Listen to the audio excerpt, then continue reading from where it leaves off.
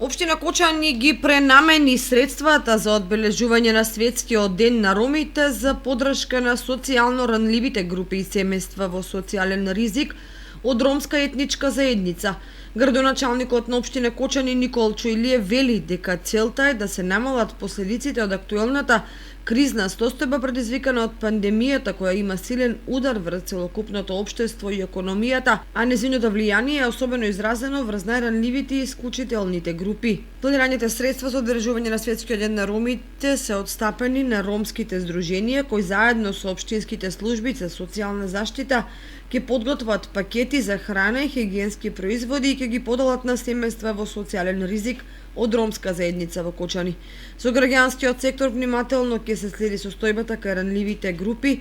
и во наредниот период ќе продолжат да реагираат секаде каде што има потреба, соопштува градоначалникот Илиев. Честитајќи го меѓународниот ден на ромите, Илиев им посака добро здравје, висока свест во деновите на борба против пандемијата